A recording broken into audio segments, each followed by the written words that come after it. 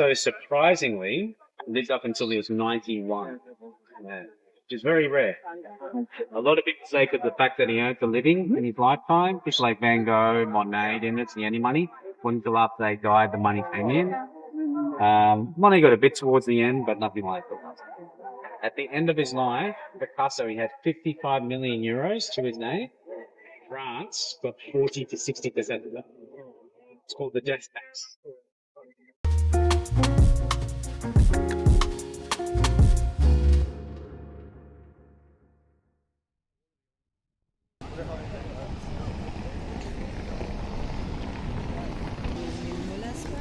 First place.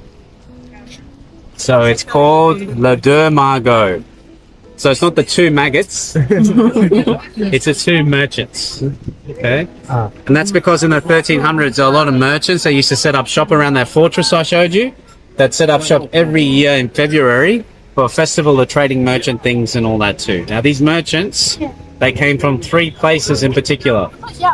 Portugal, Turkey, and as far as China on the Silk Road. So up until 1814, this was a Chinese merchant shop where two Chinese merchants used to sell silk. This is it, the most famous cafe in Paris. Café de Flore, based on the Roman goddess Flore of Flowers. She used to have a statue on the other side of the street where people used to come and worship her for good harvest in the spring. And then in 1884, this was built. Now in the old days, the only reason why people used to come here because they had a central heating system. In the old days, you didn't have central heating in your apartments, so you come here, keep warm, that sort of stuff. But then some very famous people came here. Check this out. Ernest Hemingway. Oh, wow. And this is Picasso as he gets older. Who I was talking about before. Now, does anyone recognize her? Brigitte Bardot. Very good. Brigitte Bardot. So she was a very famous actress, model, very famous animal activist.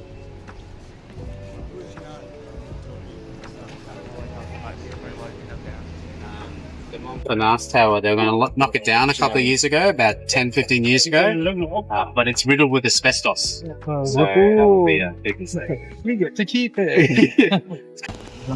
The best store in France. Yeah, so they were a patisserie. So these guys actually work together because Stolio is a very old patisserie bakery in Paris. It was a Polish patisserie that was brought over around Louis XV.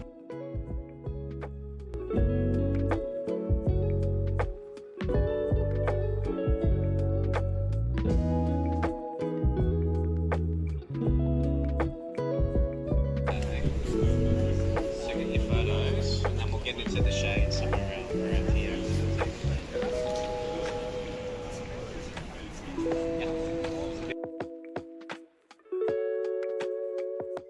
The biggest church in Paris. Okay, so Notre Dame is taller, but this is bigger by surface area, about twice the size.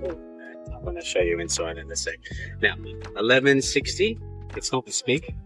It's essentially a farmer artisanal church. It goes from the second pillar to the fifth pillar. So it's kind of in the smaller part in the center.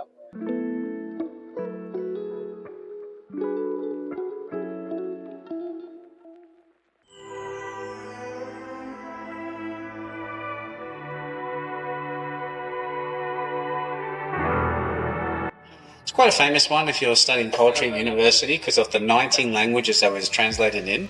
All the 19 languages give the same impression, which is very rare for poetry, with the imagery and all that too.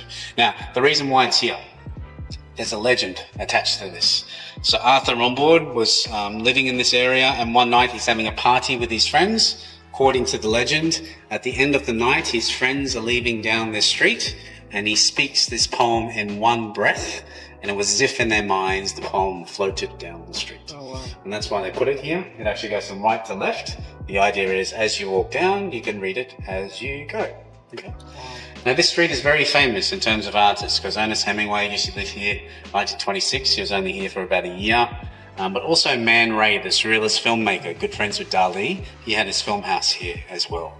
And keep in mind, guys, you see how these streets here, this is Old Town, of course, you've got the Old Town, old roads with the cobblestone.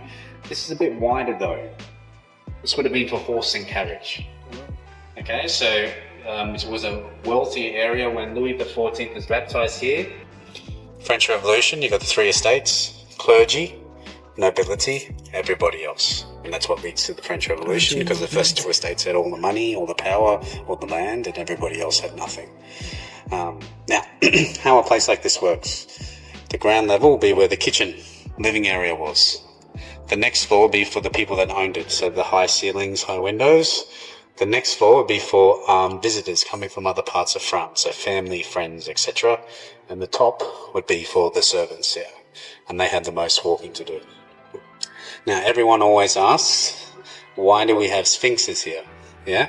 1794, Napoleon, he goes to Egypt, takes a lot of mathematicians and scientists, and this is the beginning of archaeological finds from the West in Egypt. So to celebrate this, a lot of the nobility and clergy, they want to put stuff like this on their houses to say, we went to Egypt. It's not real. It's a term called Egyptomania, exactly how it sounds. Now, Ernest Hemingway used to live here, 1926, only for about a year. He was dating the lady that owned it. But also 2012 to 2016, Johnny Depp. Jack Sparrow, you know? Yeah. Caribbean, yeah. That's where he lived. This is before all the stuff on YouTube, okay? This is when he was with Vanessa Paradis. She was a very famous French actress, musician. They had 2 kids together, never got married. This is where they lived. I don't think that he bought it. It's not common for people to be able to buy stuff like this in Paris. Yeah, this is usually inherited. We still have aristocracy in France, guys. Still have aristocracy. I'll give you an example. You know Emmanuel Macron, the president of France? Yeah? Heard of him? Grade school teacher. Not pretty. I'll tell you later.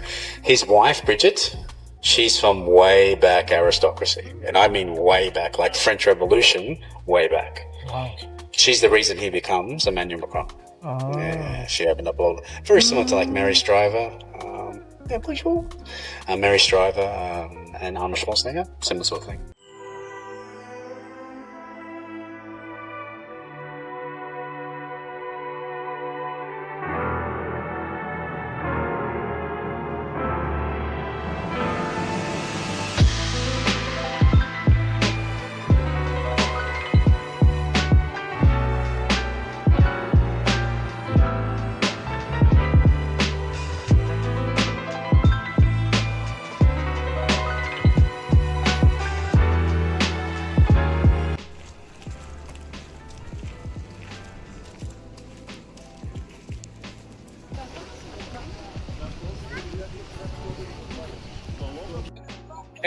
Also, the Camino de Santiago, it's a famous pilgrimage walk from the south of France to Spain. This is one of the routes. It's called the Route de Saint-Jacques. So if you like hiking and stuff, it's one of the routes. But anyway, let's go this way. Let's go see the Pantheon. Okay. Le Panthéon.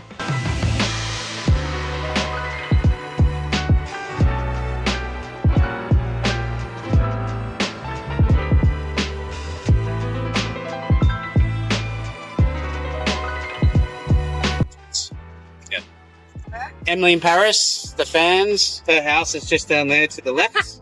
These buildings are all part of the Sorbonne University. It's one of the oldest universities in Europe, founded in 1215. So this is the law faculty, and that's the library of the Sorbonne University. When it first started as a university, you would sit on haystacks. You'd be taught from the first or second floor. That's how it started as a university, about a block from here. And then over time, they got money from the Vatican, and it becomes the Sorbonne University. RF means Republic of France, and then you got the French flag and the European Union flag. Actually, for Americans historically, it's quite cheap to come here. You come here for 300 to 600 euros for the year. Of course, that's changing now, just because everything's becoming more commercialized. But there is still one place in Europe where you can go for free. That's if you're international, Germany. So if you're international student, American, Australian, still go for free. Oh, there you go. Yeah. Right here. It's all in Gothic architecture, so you can see the gargoyles, the protectors of evil spirits. Actually, when it rains, the water comes out of the mouth of the gargoyles, which is very important for why cement used to be very strong in the old days. Because in the old days, they used to put lime cast into the cement, so when the water came, it would react with the lime, and the cement would get stronger and stronger and stronger over time. That's why if you go to the Pantheon in Rome, it is stronger now than when it was first built. Same thing with these buildings. Yeah. This is now one of my favorite museums in Paris, guys. It's called the Medieval Museum of France. Not of Paris, but of France. This is inside here. You have the Roman baths. I'll show you some. We've got some on the outside. You also got tapestry, you know, the embroidery on the carpets. This is one famous Flemish design called the Lady and the Unicorn from the Netherlands. You also have medieval armor, clothing, that sort of stuff. Really, really cool museum. Spend about 2 hours in here, easy. And they've got a nice cafe inside with the courtyard and all that too. Really nice. Anyway, come this way. Let's go in this direction and we'll go see the Roman baths, which is on the other side of the river. I'll show you that. But really cool. It's a bit more expensive in this area, but they're all around Paris. But I'll show you the more affordable, which is on the other side in a second. Really cool. Anyway, let's go see the room.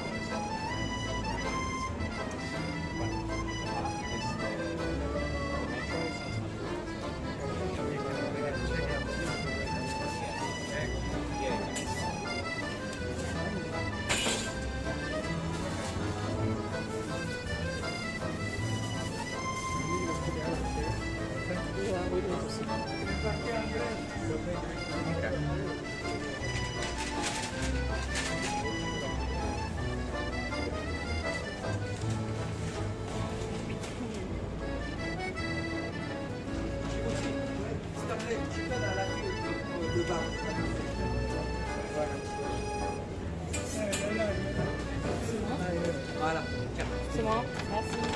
Bien. Tu veux les copier par carte et le reste en espèces?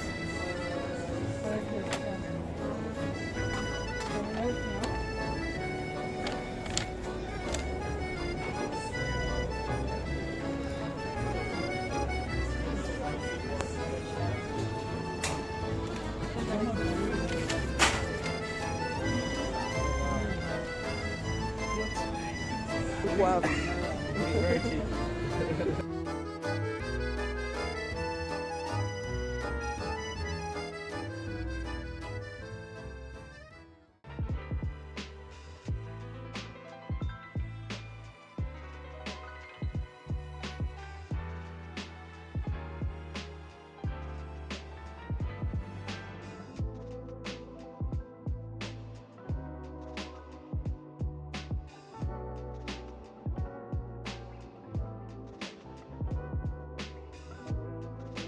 Ça va bien, c'est vous?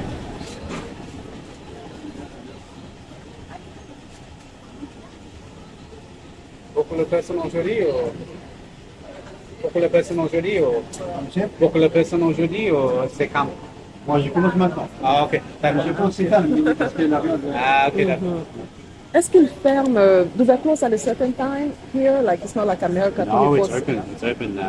Open pretty late. A lot of the jazz bars, and they're open till 2, 3. Oh, okay.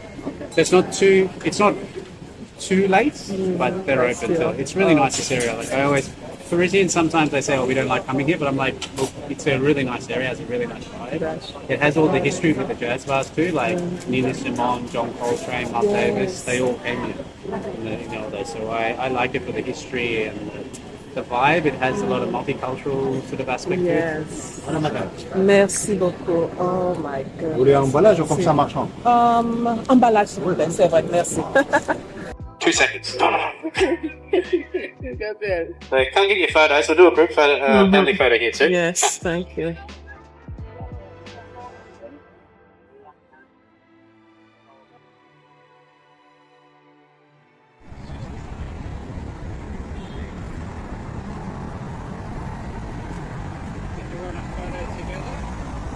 Yes.